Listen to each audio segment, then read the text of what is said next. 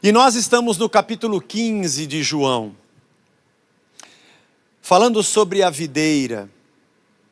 Eu não sei exatamente quando, mas o ano passado, enquanto nós estávamos no meio dos nossos estudos e falando sobre o periago, em algum momento eu me deparei com esse texto e compartilhei entre nós, os pastores, batemos um papo sobre a videira, sobre essa parábola de Jesus, que também é uma das suas explicações sobre quem ele é. O Evangelho de João, no Evangelho de João, nós encontramos algumas declarações de Jesus, como eu sou o pão da vida, em João capítulo 6, eu sou o caminho, eu sou a verdade, eu sou a vida, eu sou o bom pastor, eu sou a porta das ovelhas. Essa declaração de Jesus, eu sou, e talvez algumas Bíblias, em algumas versões, tragam isso em letra maiúscula, é a tradução do ego eimi, do grego, que significa eu sou. É a tradução grega do hebraico daquilo que Deus havia dito para Moisés, quando Moisés perguntou, quando eu for falar com o faraó, quem é o Senhor? Eu não sei nem o seu nome. E ele falou, eu sou o que sou, esse é o meu nome. O grande eu sou.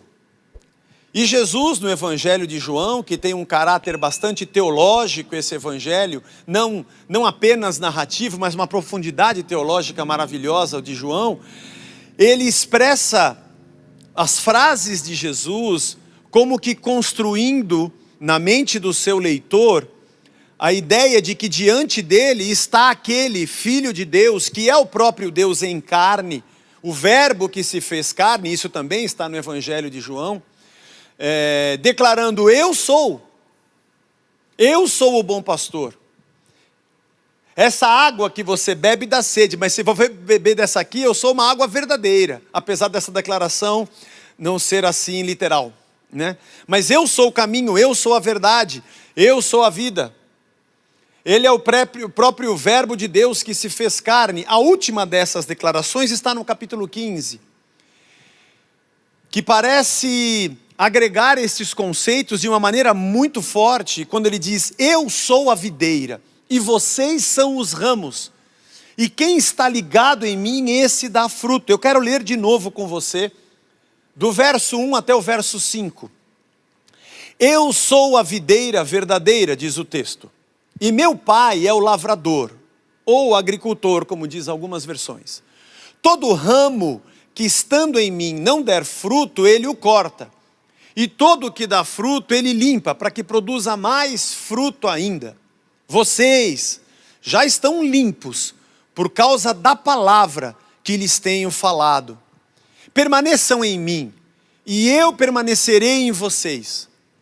Como o ramo não pode produzir fruto de si mesmo, se não permanecer na videira, assim vocês não podem dar fruto, se não permanecerem em mim.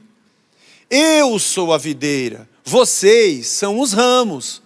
Quem permanece em mim e eu nele, esse dá muito fruto, porque sem mim vocês não podem fazer nada. Senhor, nos abençoa nessa manhã. Que o teu Santo Espírito nos fale, na tua palavra, nos edifique. E possamos ser mais uma vez fortalecidos pelo alimento que vem do alto. Em nome de Jesus.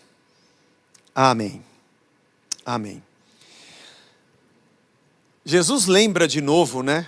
Eu sou a videira, lembrem-se disso. Guarda isso. Eu sou a videira, vocês são ramos, tá bom? É diferente. Videira é videira, ramo é ramo. Uma coisa é uma coisa, outra coisa é outra coisa e vice-versa. Eu sou videira, vocês são ramos. Se vocês não estiverem em mim, não existe fruto. Semana passada nós falamos sobre permanecer na videira. Pode ser que você tenha chegado hoje, ligado aí ao seu computador. Fiz assim porque antigamente a televisão era um botão, né? Eu sou velho. Ligado ao seu computador e está assistindo. Ai, que legal, mas ele pulou um monte de coisa. Não pulei um monte de coisa. Você volta, porque o nosso estudo, ele vem percorrendo a parábola da videira. Hoje Acredito que seja o 5º domingo que estamos nesse estudo, e você deve ir lá no primeiro e vir pegando versículo por versículo. Estamos entendendo cada trecho dele. Hoje chegamos a esse verso 5 em que Jesus diz: sem mim, vocês não podem fazer nada, vocês não estão entendendo. Eu sou a videira, vocês são os ramos. Semana passada falamos sobre o que significa permanecer e estar ligado nele, porque sem ele não dá para fazer nada. Isso significa que o ramo que não está ligado na videira não consegue dar fruto. Como eu digo aqui todo domingo, legal, Zé, nova, hein, essa que você falou. É óbvio, é claro que um fruto que está desligado, um ramo que está desligado, não vai dar fruto. Não, não é óbvio não. É porque quando você acha que o fruto é seu, você não entendeu o que Jesus disse. Muitas pessoas dizem: esse irmão aqui é frutífero, ele tem poder, ele tem unção, ele tem alguma coisa. Ele não tem.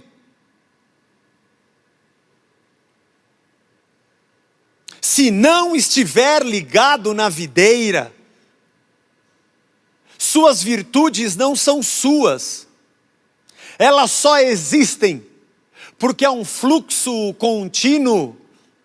Quando eu estudei na minha época chamava colégio, tem o xilema e o fluema, a seiva que desce, a seiva que sobe, a seiva que vai para o caule, que sai do caule e vai para os troncos, que desenvolve os ramos e dá fruto. Isso significa que o fruto é da árvore, não é do ramo. Há uma diferença clara entre a videira e o ramo. Porque um ramo de laranjeira, um ramo de laranjeira dá laranja. E o ramo da figueira dá figo. E o ramo da oliveira dá uva, aliás, dá azeitona. E o ramo da videira dá uva. Todos eles são ramos, mas eles não dão o mesmo fruto. Todos eles são ramos, mas o fruto não é do ramo. O fruto é da vide. O fruto é de Deus, que é produzido em nós. Há algumas coisas maravilhosas. Colossenses 1, de 13 a 20. Ele nos libertou do poder das trevas e nos transportou para o reino do Filho amado, do seu Filho amado, em quem temos a redenção e a remissão dos pecados. Ele é a imagem do Deus invisível, o primogênito de toda a criação, pois foi nele que foram criadas todas as coisas no céu sobre a terra, visíveis e invisíveis, sejam tronos, sejam soberanias, quer principados, quer potestades, tudo foi criado por meio dele e para ele. Ele é antes de todas as coisas, ele é a origem, e nele tudo subsiste, ele é sustentador. Ele é o cabeça do corpo, que é a igreja. Ele é o princípio e o primogênito dentre os mortos para ter a primazia em todas as coisas. Porque achou Deus por bem que nele residisse toda a plenitude, e que havendo feito paz pelo sangue da sua cruz, por meio dele reconciliasse consigo mesmo todas as coisas, quer sobre a terra, quer nos céus. Tudo é dele e provém dele. O fruto que é produzido em nós é a transformação de Deus em nós. Já falamos sobre o fruto no 3º dia dessa série. O fruto do Espírito, nossa transformação, sermos uma nova criatura, este é o fruto que provém dele e do seu Espírito que age dentro de nós. O interessante, irmãos, é que ele diz no texto que lemos agora de João, capítulo 15, permaneçam em mim, eu permanecerei em vocês, porque o ramo não pode produzir fruto de si mesmo. Muito interessante. Só aquele que permanece em mim pode dar fruto. Mas o verso 5 diz: aquele que permanece em mim, este dá muito fruto. E eu quero parar um pouquinho aqui. Ele dá muito fruto. Esse é o verbo fero do grego. Na palavra de Deus nós encontramos várias vezes citações sobre permissão. Sobre produção. É o verbo poiel, o verbo produzir ou o verbo fazer. Aliás, nós temos o verbo poiel, que diz, eu faço, eu produzo. Nós vamos encontrar isso em Mateus, em João, Mateus 7, Mateus 13, Mateus 21, está em Lucas, está em Tiago, inclusive em João, nesse mesmo texto, capítulo 15, verso 2, é esse verbo, vocês vão produzir. Mas aqui, quando ele diz, quem permanece em mim dá muito fruto, não é o verbo produzir, o verbo fero é o verbo carregar. É muito interessante isso. Aquele que permanece em mim, ele carrega, ele conduz, ele traz consigo fruto do seu Espírito, do Espírito de Deus. Há um detalhe interessante no texto, não é a mesma palavra. Eu vejo aqui um caráter dinâmico da igreja, de que ela carrega consigo, de que cada um de nós levamos conosco características produzidas pelo Espírito de Deus. Não é propriamente uma coisa que nós fazemos por nossa força, ou nós fazemos por nossa capacidade. Pela ação do Espírito de Deus em nós, por onde quer que andemos, nós carregamos frutos e sinais de que há um Deus agindo dentro de nós. Nós carregamos por onde quer que andemos. Temos uma capacidade, temos um poder de Deus agindo em nós para nos transformar. E aonde a gente vai, a gente leva isso. Nossa espiritualidade, o jeito que nós vivemos, absolutamente não é uma característica interna de um prédio chamado igreja. Porque quando entramos nesse lugar, que erroneamente chamamos igreja, nós dizemos assim, a paz do Senhor, glória a Deus, aleluia, em nome de Jesus, se Deus quiser, Deus é paz, vá na paz, que o Senhor te acompanhe.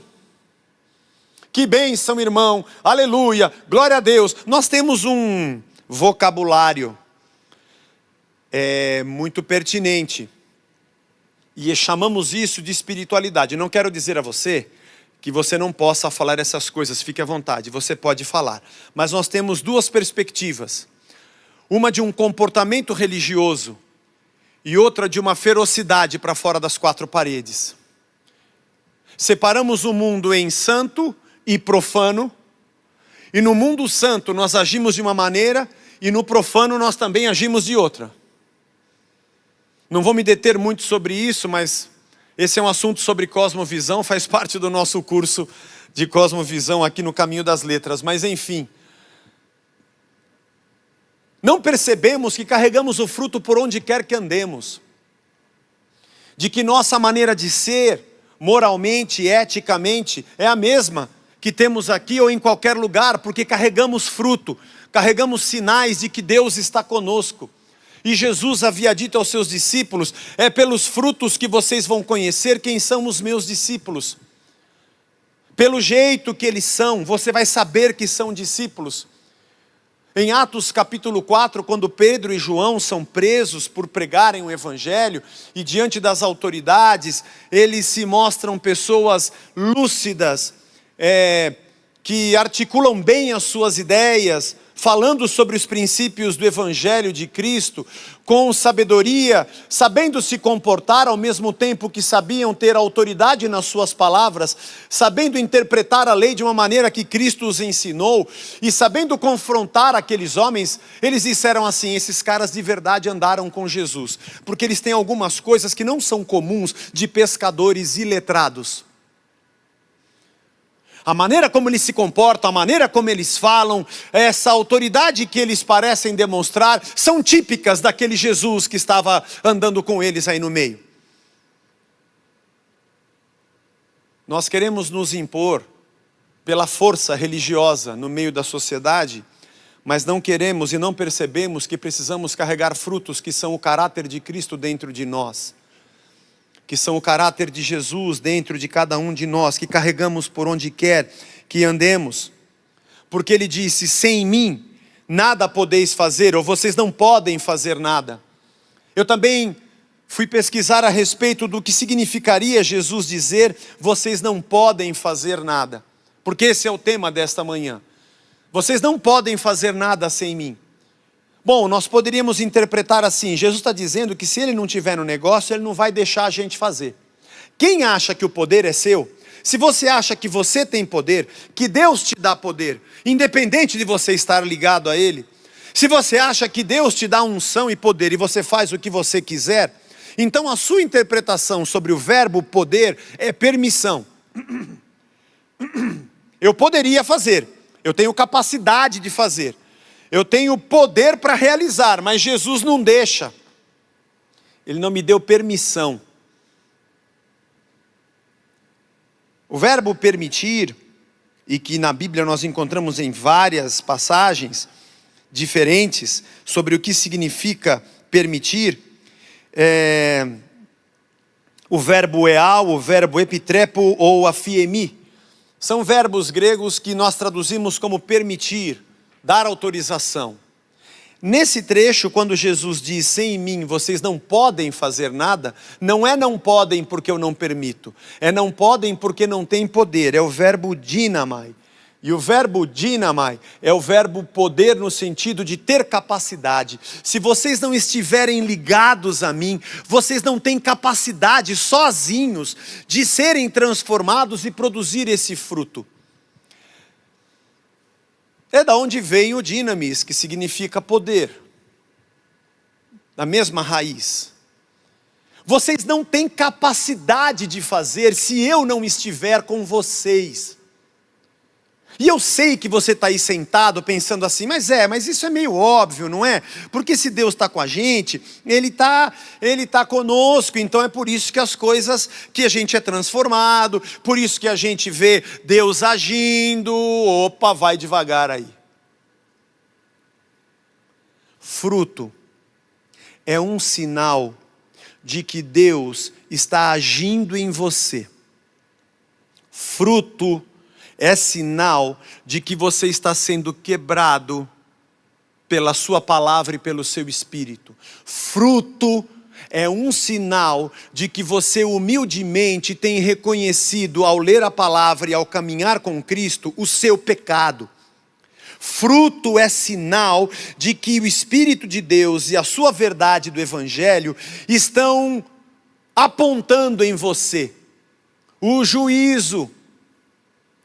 Está colocando dentro de você a verdade, e você está se curvando a ela. Portanto, o seu amor, a sua maneira de se relacionar com o próximo, amor, paz, bondade, benignidade, domínio próprio, mansidão, alegria, essas coisas começam a ser produzidas. A sua maneira de ver a justiça é outra, a violência, o mal, a acusação. Você começa a ser transformado, a lógica do seu comportamento começa a ser mudada, moldada pela verdade da palavra e pelo seu espírito. Alguém que tem fruto digno de arrependimento, como disse Jesus, alguém que dá fruto de que Deus está quebrando, amassando e moldando aquela vida, aquela pessoa e aquele ramo que tem aquele fruto, a gente pode dizer: esse cara deve estar ligado na videira. Porque não se pode, não há poder, não há capacidade de se viver assim, se não houver uma transformação de Deus. Porque muitas pessoas acham que fruto é o dinheiro que você tem, fruto é o dinheiro que você dá na igreja, fruto é o trabalho que você faz. Já falamos sobre isso quando falamos sobre o fruto. Mas outros acham que fruto é poder realizador, que frutos são os sinais que a pessoa faz. Aquela pessoa produziu, você viu as curas, você viu os milagres, quantos frutos? Não, isso não é fruto. A Bíblia é clara quando ela fala sobre fruto. Mas isso não é também um sinal de que Deus está com aquela pessoa? Claro que não. Não. Eu pergunto a você, de onde você tirou essa ideia? Da Bíblia que não foi. Porque como você sabe, a Bíblia estraga a nossa religião. A Bíblia arrebenta com essas nossas doutrinas sem pé nem cabeça. A Bíblia conta, por exemplo, que um homem chamado Balaão, que foi subornado por Balaque, ganhou dinheiro para inventar uma profecia, e era um cara pagão. Quando vai falar, Deus enche a boca dele e usa esse cara para abençoar o povo de Deus. É louco isso, né? Ele não era um sacerdote nem um profeta que Deus usava, cheio do Espírito. Aliás, ele foi lá por causa da grana. Quem conhece a história, vai lá ler Números. Aliás, a própria mula de Balaão falou. E falou da boca de Deus, hein? Nem era serva, aliás, era um animal. Acho que a mula era quem estava sentado em cima. O sábio era a mula. A mula era Balaão. E o profeta era a mula. Nós temos a história, por exemplo, do rei de Tiro, que quando Salomão vai construir o templo, Deus move o coração do rei de Tiro para que ele mande madeira, cedro, para que se construísse o templo. Que louco! Não era um servo de Deus. Aliás, o Ciro, rei da Pérsia, foi o cara que fez o decreto, usado por Deus, para que o povo retornasse para Jerusalém, depois do exílio, e reconstruísse o templo. Dá para você ler isso no final do livro de Crônicas e de 2 Samuel, e também no livro de Esdras, conhecer o decreto e saber o que foi feito. Era um cara não usado por Deus, nem era de Deus, era de uma nação pagã e que Deus o usou.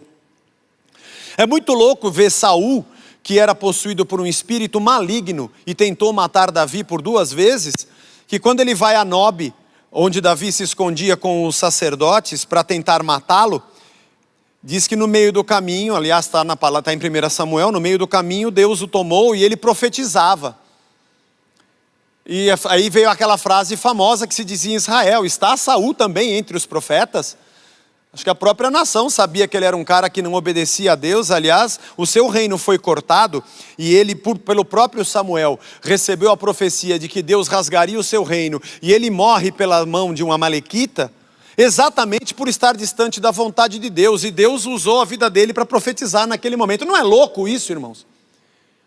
Ver sinais e obras nas mãos de pessoas não significa que essas pessoas são habitação do Espírito de Deus. Aliás, eu quero abrir agora Mateus capítulo 7, de 15 a 23. Eu espero que a Bíblia não faça você cair da fé nessa manhã. Cuidado com os falsos profetas que se apresentam a vocês disfarçados de ovelhas, mas por dentro são lobos vorazes. Pelos seus frutos vocês os conhecerão. Por acaso se colhem uvas de espinheiros? Ou figos de ervas daninhas? Assim, toda árvore boa produz frutos bons, porém a árvore má produz frutos maus. A árvore boa não pode produzir frutos maus e a árvore má não pode produzir frutos bons. Não dá, não é capaz de fazer isso. Aqui não é permissão, é poder de. Toda árvore que não produz bom fruto é cortada e jogada no fogo. Assim, pois, pelos seus frutos vocês conhecerão. Não é pelos sinais. Nem todo que me diz Senhor, Senhor entrará no reino dos céus. Ah, não? Não. Mas aquele que faz a vontade do meu Pai, é o que crê na sua palavra, é esse que está nos céus.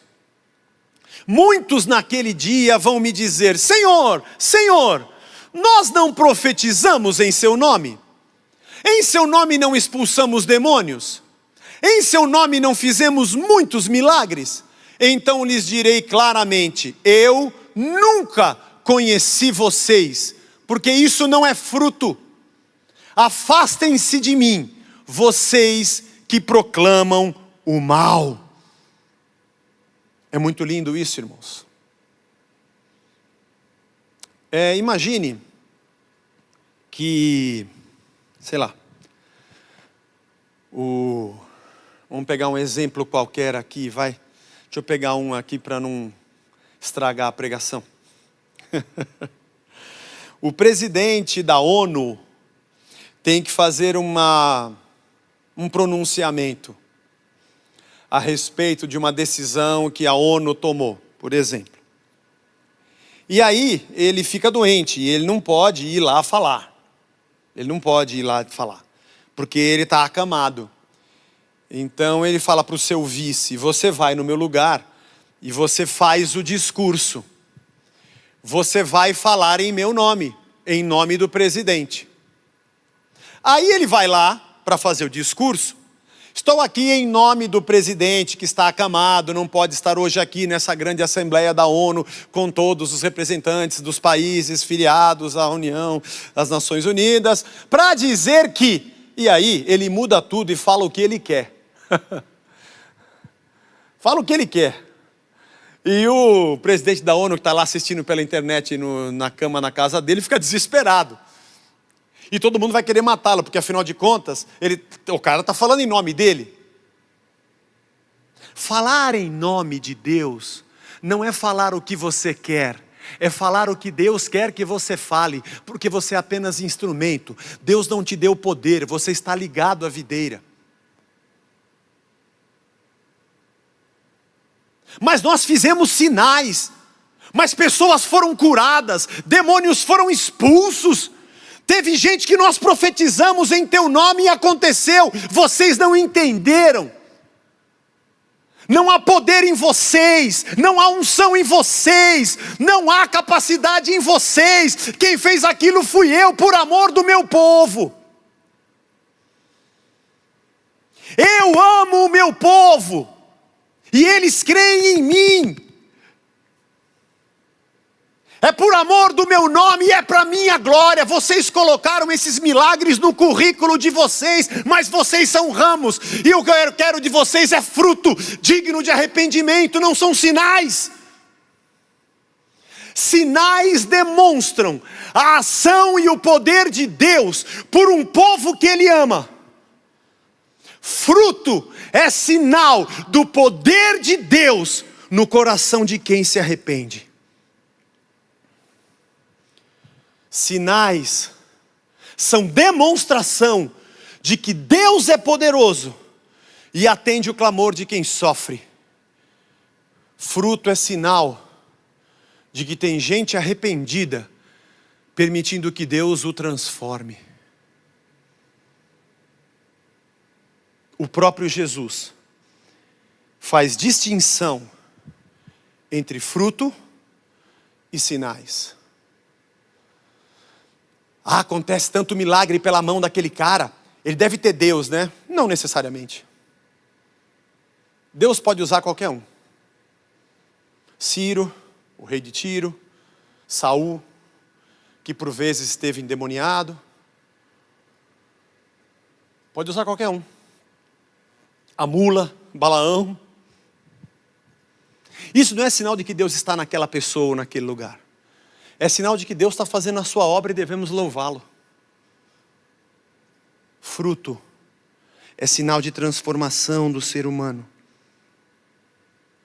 Se por acaso aqui na Casa da Rocha, o Vagnão com o grupo de oração, ou um dos nossos irmãos que fazem visita agora por chamada de vídeo, ou eu mesmo, ou qualquer pastor, orarmos e você for curado e alguma coisa boa acontecer, dê graças a Deus, não tem nada a ver com a gente. Poder, cura, sinais, isso é papo de Deus. Isso é o Senhor, glorifique a Ele. Você não pode sair dessa igreja, foi aqui que você foi abençoado. Isso é conversa de gente que quer controlar não a sua vida, quer controlar o seu bolso e a sua doação. Isso é aprisionamento. Isso é um assédio religioso. Isso é escravidão. Você nunca foi abençoado pela Casa da Rocha. E nunca foi abençoado pelo Zé. Ou por qualquer outro. Poder de Deus vem de Deus para os seus ramos. Se você tem alguma ligação, ou alguma gratidão pela irmandade das pessoas que te cercam, talvez seja porque me amaram, me abraçaram, vieram me visitar, se preocuparam comigo, vieram aqui orar por mim, me telefonaram, tomamos um café outro dia, batemos um papo longo na cantina, fomos comer pizza, na festa junina brincamos junto. Isso é fruto de gente transformada, que o Espírito Santo de Deus está moldando.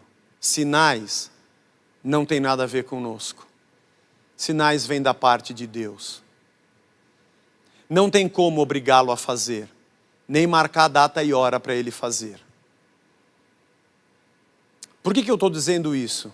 Porque acho que é um dos momentos mais propícios que nós temos na nossa história do nosso país, para você que crê em Jesus Cristo, para você que é um servo de Jesus Cristo, e que passa a servir ramos, e que passa a se ajoelhar diante de ramos, e que defende com unhas e dentes os ramos, e que coloca uma aura divina em ramos, por causa de sinais. Porque eles mostram sinais, você acha que Deus está com eles e você os serve como se eles fossem o próprio Deus. Mas por vezes, o fruto que eles dão é ódio, injustiça, acusação, falta de amor, não são graciosos, não demonstram compaixão, são insensíveis, e você os defende como se fossem Cristo, porque são ramos que fazem sinais. Eu só quero repetir o que Jesus disse. Eu não conheço essa gente, porque sinais em meu nome significa que o meu nome tem poder, não que essa pessoa tem poder. O que demonstra que o meu Espírito deu poder a ela, porque sem mim vocês não têm poder para dar fruto, é o fato dela ser arrependida e demonstrar um caráter digno de arrependimento. Portanto, esse ramo está desligado. Se ele não tem transformação de caráter, ele não tem fruto de Deus. Portanto, ele vai ser queimado e pisado. Eu aconselharia você a não pendurar o seu balanço nesse galho. Não pendure o seu balanço nesse galho, porque ou ele vai quebrar porque ele está desligado, ou você vai queimar junto com ele. Não se ligue a homem algum. Seja ligado à videira. Pense em Cristo. Gaste tempo nessa pandemia para ler todas aquelas palavrinhas que estão em vermelho nos evangelhos, que é tudo o que ele falou. Faça uma maratona de leitura bíblica e do conhecimento de Cristo. Comece a pensar e a imaginar tudo que Deus preparou para o seu novo ser. Nós somos muito instrumentalistas, práticos materialistas. Tudo se resume a números e resultados. E nossas comunidades religiosas parecem fábricas de produzir milagres ou sinais. Nossos estudos são para a formação de produtores. A lógica é performance. E a distribuição de títulos e cargos é por produtividade e otimização de recursos humanos e financeiros. Por isso temos treinamentos para dar resultado religioso. E por vezes somos a abalroados por uma grande quantidade de sinais e achamos que porque existem sinais, Deus está assinando embaixo o que estamos fazendo. Não se iluda, você vai para o forno. Porque Deus não se alegra com o sinal que você faz, porque o sinal quem produz é Ele.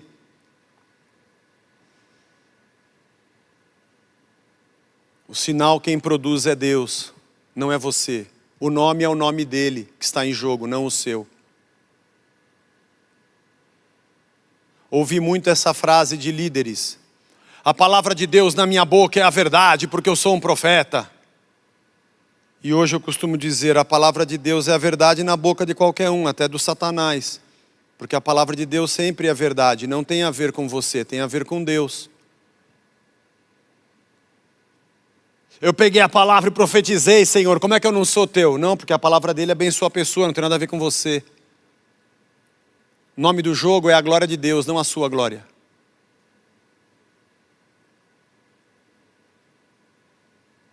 A igreja evangélica precisa voltar para o evangelho.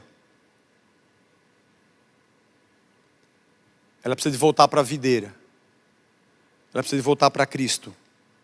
Mas ela pode seguir o curso que ela quiser. Mas aqueles que amam a Cristo precisam ir para a videira. Aqueles que amam a Jesus Cristo precisam voltar para Ele. E entender que Ele é suficiente, que Ele é capaz e que Ele é poderoso para cuidar de cada um de nós. E por isso, nós nos rendemos para sermos transformados. Nós somos a comunidade de discípulos que descobriram que Ele é o caminho, a verdade e a vida, que sem Ele não dá para viver, e olhamos para nós mesmos e dissemos, eu não quero mais ser isso aqui. Eu não quero mais viver na lógica desse reino mundano aqui. E quando Ele disse para a gente, quer vir após mim? Me segue. Senhor, quais são as regras? Anda comigo. Vamos andando e vamos vivendo. E você vai conhecendo, porque eu sou o caminho. Então vamos junto. Esquece o que você aprendeu. Eu sou a verdade, anda comigo. Não venha fazer pedidos para melhorar a sua vida. Joga a sua vida fora. Eu sou a vida. E quando Ele disser, quem quiser andar comigo, negue-se a si mesmo. Não vai ser fácil, vai doer. Então pega essa cruz e me carrega e vem comigo. É porque é uma jornada de dor contra mim mesmo. Essa semana, no nosso encontro de homens, quero mandar um beijo aqui para o Marcelo e para a Sandra. Eles são do grupo dos casais. Ele estava na reunião de homens, que é feita nossa aqui pelo Zoom. E aí o Marcelão, um beijo para eles, fez um comentário sensacional na nossa reunião. Ele falou assim, Zé, eu estava conversando com o Franklin. Franklin também, um beijo para você, Franklin, para a família toda. Deus abençoe vocês. É um palmeirense, ó, é nós. Tem um porcódromo lá em São Caetano, mas enfim. Eles são muito amigos. Eu estava saindo com o Franklin aqui da igreja e falando, rapaz, a gente vai no culto, o Zé dá cada cacetada, né? Tá sempre, pai, nós somos pecadores, nós aqui. Mas a gente sai daqui dando risada. Era para a gente sair abaixado, assim, falando, puxa, não, a gente sai feliz, que bom, esse é o evangelho. E eu estou falando com os homens sobre o encontro das naturezas. Um convite ao autoconhecimento, ao mergulho no autoconhecimento. O espírito bate contra a carne contra o espírito. Quem somos nós no meio dessa luta, né? E eu falei assim, pô Marcelão, que baita observação incrível. Eu nunca tinha pensado que quem está apanhando é o velho homem, o novo está feliz. Quem está tomando lapada é aquele que eu quero que morra mesmo. É aquele eu que eu não quero mais ser, porque eu quero seguir a Jesus. E quando o evangelho fala das minhas mazelas, dos meus pecados, da minha injustiça, da minha falta de amor, quando ele escancara o meu pecado e a minha humanidade decaída, o novo homem que renasce em Cristo fala, é isso aí, chuta ele para fora. E paradoxalmente, eu apanho e sou feliz.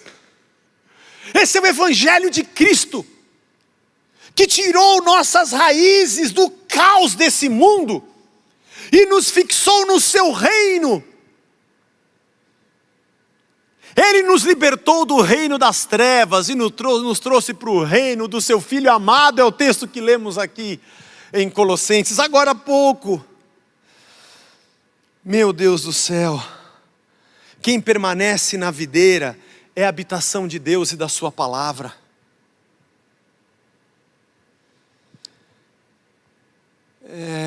Oxe, aquela pessoa, você viu o que ela fez? E é evangélica, hein? E daí? Qual o problema? Ô Zé, lá na Casa da Rocha tem uns caras lá, tem de tudo. Mas ele é evangélico, pô. Mas e daí? Quem disse que evangélico vai para a vida eterna? Quem disse que evangélico é a habitação de Deus? Quem disse que evangélico é de Jesus? Nada a ver. Isso é só um rótulo. Você tem que ver se tem alguém ligado na videira. Alguém que diz Senhor, Senhor não significa nada. Mesmo que tiver muitos sinais e muitos milagres. Você vai ter uma baita surpresa na Nova Jerusalém. Vai procurar uns camaradas que não vão estar lá. Vão estar na área do churrasco. Só que não como a carne, não como participante, como o carvão. E vai ter gente que você vai falar, mas esse cara não era para estar aqui.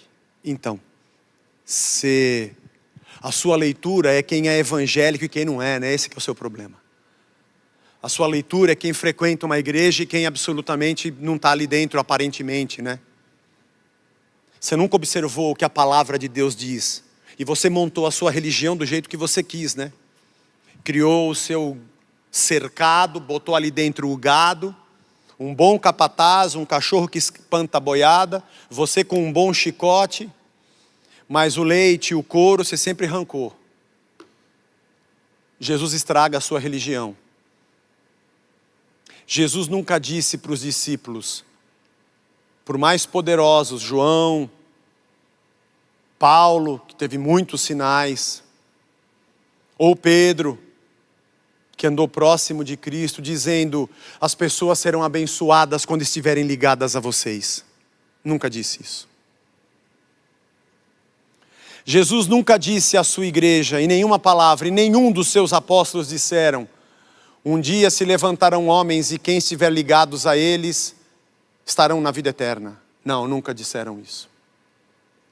Não há uma vírgula e um texto na palavra de Deus em que Jesus tivesse prometido redenção através de um sistema ou através de uma pessoa que não o seu reino e que não o próprio rei, que é ele mesmo.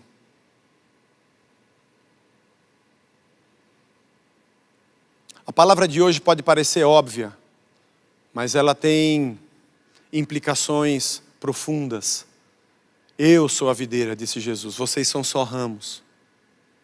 Se você permanecer em mim, é o tema da semana que vem, eu vou permanecer em vocês.